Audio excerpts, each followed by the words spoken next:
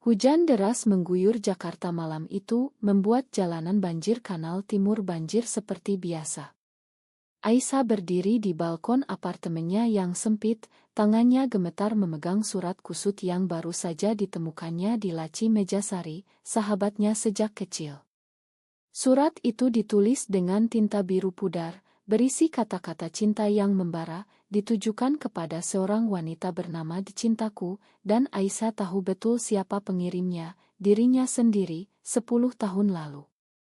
Aisyah menutup mata, napasnya tersengal. Bagaimana bisa? Sari, yang selalu menjadi tempat curhatnya, yang membantunya menyembunyikan rahasia terbesar dalam hidupnya, ternyata menyimpan surat itu selama ini. Aisyah ingat malam itu di Bandung saat mereka masih mahasiswa di Universitas Indonesia Cabang Depok, ketika hujan juga turun deras seperti sekarang. Mereka berdua duduk di kamar kos Sari, berbagi cerita tentang mimpi dan ketakutan. Aisyah, anak tunggal dari keluarga konserati di Tanah Abang, selalu merasa terkekang oleh harapan orang tuanya. Ayahnya, seorang pedagang kain sukses, ingin dia menikah dengan anak sahabat bisnisnya. Ibunya, seorang guru agama, selalu mengingatkan tentang dosa dan surga. Tapi Aisyah punya rahasia, dia mencintai wanita, dan Sari adalah orang pertama yang tahu. Sari, dengan rambut panjangnya yang selalu dikat rapi, mata coklatnya yang hangat, adalah kebalikan dari Aisyah. Dia berasal dari keluarga liberal di Yogyakarta, ayahnya seniman, ibunya dosen sastra. Sari bebas, penuh semangat, dan dia yang mengajak Aisyah menjelajahi dunia baru. Mereka bertemu di kelas psikologi, saling bertukar catatan, lalu menjadi tak terpisahkan. Aisyah ingat saat pertama kali merasakan getar itu, saat Sari menyentuh tangannya secara tak sengaja di perpustakaan, dan jantungnya berdegup kencang. Itu bukan persahabatan biasa, tapi Aisyah menyangkalnya lama sekali. Malam itu di Bandung, selama liburan semester, semuanya berubah. Mereka menginap di Ila keluarga Sari, hujan deras membuat mereka terjebak di dalam. Sari membuka botol anggur murah yang dibeli di minimarket, dan mereka minum sambil tertawa. Kamu tahu, Ais, kata Sari dengan suara pelan, aku selalu merasa ada yang berbeda denganmu. Kamu seperti matahari yang disembunyikan awan. Aisyah tersipu, tapi hatinya berbunga. Lalu, tanpa sadar, bibir mereka bertemu. Ciuman pertama penuh keraguan tapi juga kebebasan. Aisyah merasa dunia berputar, tapi esok harinya, rasa takut menyerang. Ini salah, Sar, bisiknya. Keluargaku akan membunuhku jika tahu.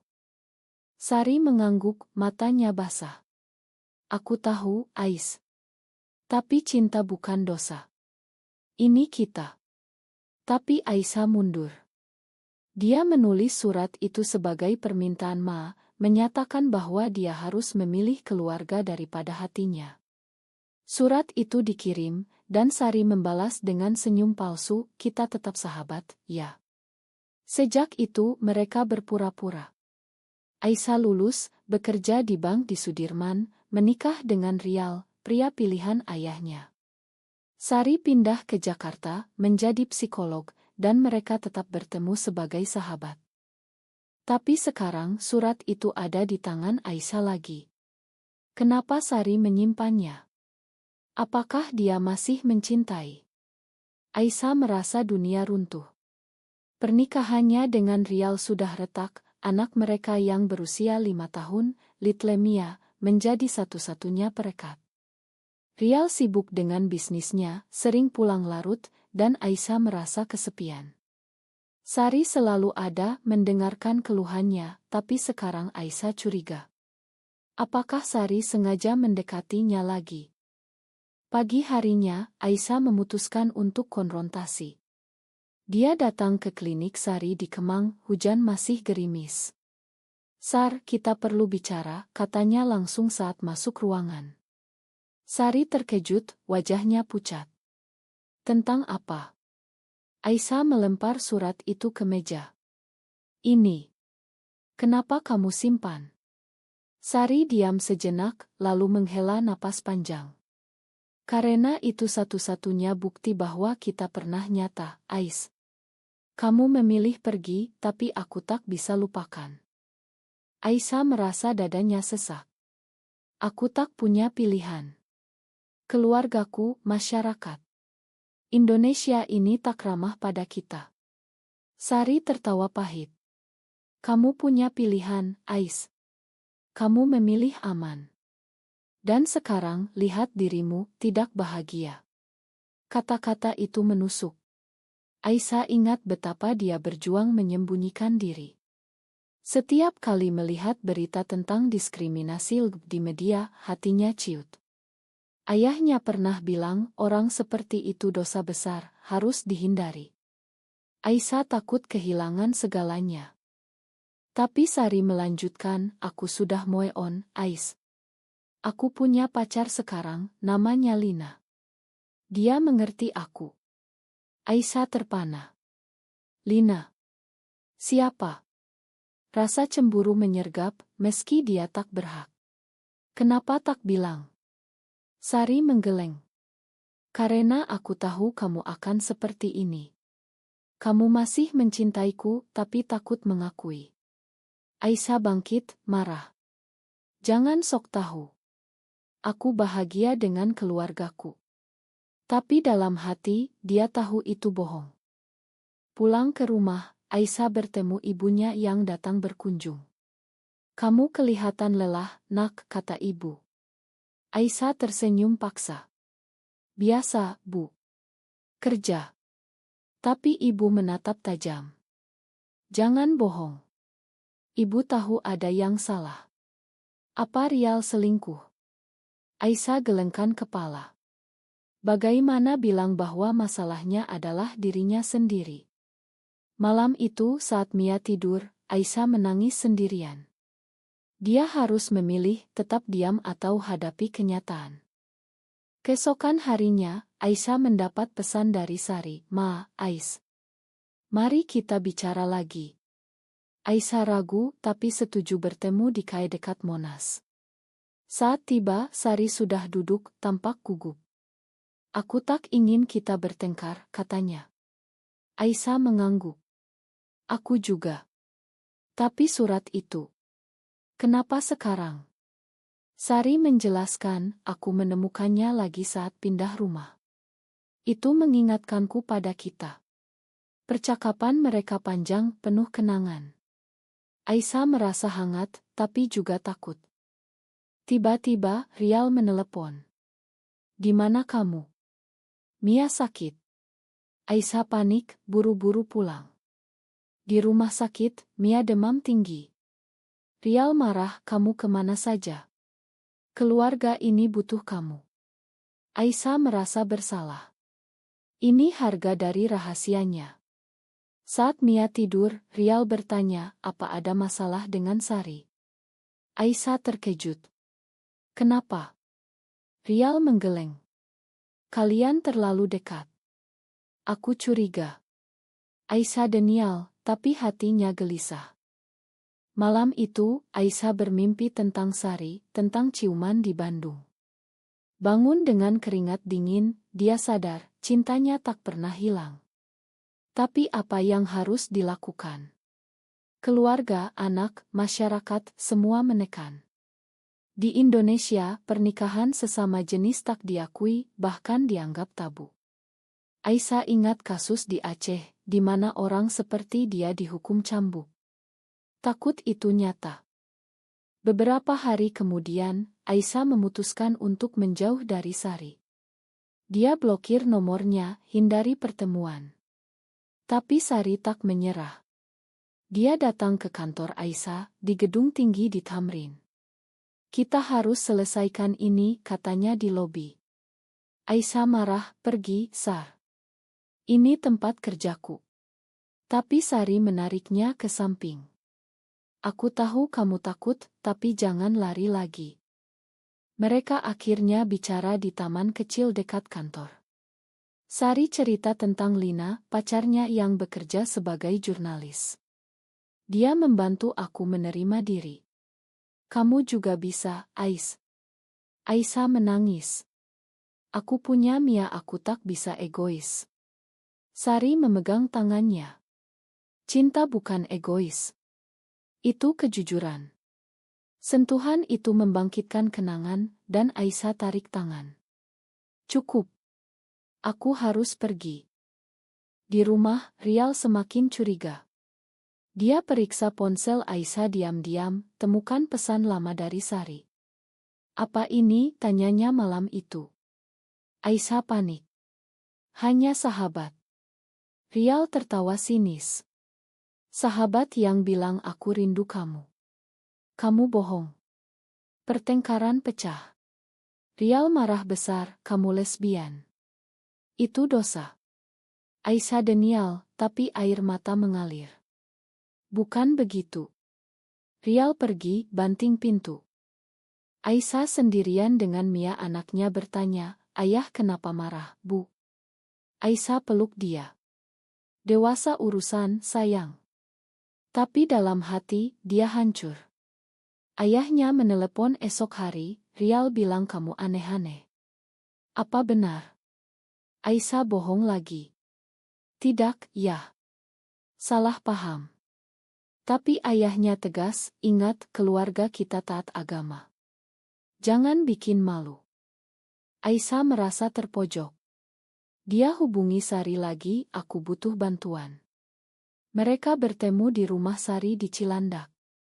Lina ada di sana, wanita tinggi dengan senyum ramah. Hai, Aisyah. Sari banyak cerita tentangmu. Aisyah canggung, tapi mereka bicara. Lina cerita tentang perjuangannya sebagai lesbian di Indonesia. Aku pernah diusir keluarga, tapi sekarang mereka terima. Butuh waktu. Aisyah iri. Bagaimana caranya? Lina jawab, jujur. Dan berjuang. Malam itu, Aisyah putuskan cerita ke Rial. Dia pulang, temukan Rial minum bir. Kita bicara, katanya. Rial tatap dingin. Apalagi bohongmu? Aisyah ambil napas dalam. Aku mencintai wanita. Sejak dulu. Sari adalah mantanku. Rial terdiam, lalu meledak. Gila. Kamu tipu aku bertahun-tahun. Dia lempar gelas, pecah. Mia bangun, menangis. Aisyah peluk anaknya, tapi Rial bilang, aku akan ambil Mia, kamu tak layak jadi ibu. Aisyah hancur. Dia lari ke rumah Sari, menangis di pelukannya. Semua rusak karena aku. Sari hibur, ini langkah pertama. Kamu berani. Tapi Aisyah ragu. Apa ini benar? Masyarakat Indonesia, dengan undang-undang anti-LGBT yang mengancam, membuatnya takut. Dia ingat demo di Senayan, di mana orang berteriak haram. Keesokan, Rial ajukan cerai. Pengacara bilang, ini rumit. Hak asuh Mia bisa hilang jika rahasiamu terbuka. Aisyah panik. Ayahnya datang, marah besar. Kamu bikin malu keluarga. Pergi dari sini. Ibunya menangis, kenapa begini, nak? Kita ajari agama. Aisyah jawab, ini aku, Bu. Bukan pilihan. Tapi ibu gelengkan kepala. Pilihan dosa. Aisyah pindah ke apartemen kecil di Tebet, sendirian. Sari bantu, tapi Lina cemburu. Kamu terlalu dekat dengannya, kata Lina ke Sari. Sari jawab, dia butuh aku. Pertengkaran mereka mulai. Aisyah merasa bersalah. Apakah dia merusak hidup semua orang? Di pengadilan, Rial bawa saksi, teman lama yang tahu rahasia Aisyah. Hakim tatap dingin. Ini soal moral. Aisyah kalah hak asuh sementara.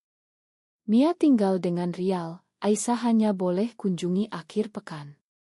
Hatinya remuk. Ma, Mia, bisiknya saat peluk anaknya. Mia bertanya kenapa Butak tinggal lagi. Aisyah tak bisa jawab. Sari datang, kita lawan ini. Tapi Aisyah lelah. Mungkin aku salah. Mungkin aku harus berubah.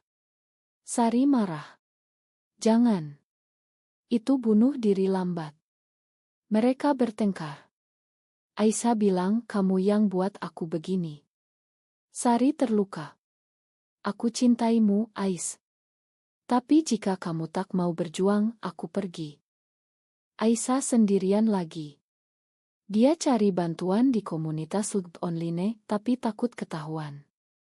Di Indonesia, polisi sering raya. Dia ingat berita tentang penangkapan di hotel. Takut itu mencekik. Bulan-bulan berlalu, Aisyah berjuang sendirian. Kerjanya terganggu, atasan bilang okus, Aisyah. Tapi pikirannya kacau. Dia kunjungi Mia setiap minggu, tapi Rial selalu awasi. Jangan ajari anakku hal aneh, katanya. Aisyah tahan air mata. Mia tumbuh, mulai tanya, Bu suka cewek ya? Aisyah gelengkan kepala. Bukan gitu, sayang. Sari hubungi lagi, Lina putus denganku. Karena kamu. Aisyah kaget. Ma. Sari bilang, aku masih cinta kamu. Mari kita coba lagi. Aisyah ragu, tapi setuju bertemu. Di pantai Ancol, angin laut hembus. Mereka jalan, tangan bergandengan diam-diam, ini rasanya benar, kata Aisyah. Sari senyum. Ya, Ais. Tapi rahasia tak bertahan. Ayah Rial, yang punya koneksi, sebar gosip. Teman-teman Aisyah menjauh. Di masjid, orang bisik-bisik. Ibu Aisyah datang, kembalilah, nak. Tobat. Aisyah jawab, aku tak sakit, Bu. Ini aku. Ibu pergi, menangis. Sari ajak Aisyah ikut acara rahasia komunitas di Bali. Di sana mereka bertemu banyak pasangan lesbian. Lihat, kita tak sendirian, kata Sari. Aisyah merasa harapan. Tapi saat pulang, polisi raya pesawat. Bukan mereka, tapi takut nyata. Rial tahu tentang Bali. Di pengadilan lanjutan, dia bawa bukti foto dari teman.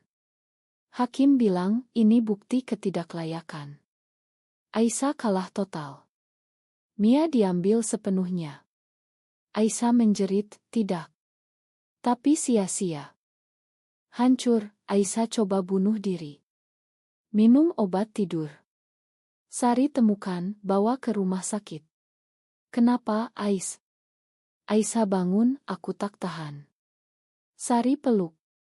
Kita lawan bersama. Mereka pindah ke Surabaya, mulai baru. Sari buka klinik kecil, Aisyah kerja relance. Tapi masa lalu datang. Ayah Aisyah sakit, panggil dia. Makan ayah, nak. Ayah salah. Aisyah datang, tapi ragu. Di rumah sakit, ayah bilang, ayah tak paham, tapi ayah cinta kamu. Aisyah menangis. Ibu juga, kami coba terima. Tapi Rial tak mau. Dia larang Mia bertemu. Aisyah curi-curi waktu, temui Mia di sekolah. Bu rindu kamu. Mia peluk. Aku juga. Sari dan Aisyah semakin dekat. Mereka hidup bersama, tapi tak resmi. Masyarakat bisik, tapi mereka abaikan. Lina kembali, minta maaf. Aku salah cemburu. Sari tolak. Aku pilih Aisyah. Konflik baru, Sari dapat tawaran kerja di luar negeri. Singapura, Ais. Di sana lebih bebas. Aisyah ragu. Mia di sini. Sari bilang, pilih aku atau masa lalu. Aisyah marah. Kamu egois. Sari pergi sendirian. Aisyah sendirian lagi. Dia lawan Rial di pengadilan lagi, bawa saksi dari komunitas. Hakim baru, lebih netral. Hak asuh bersama.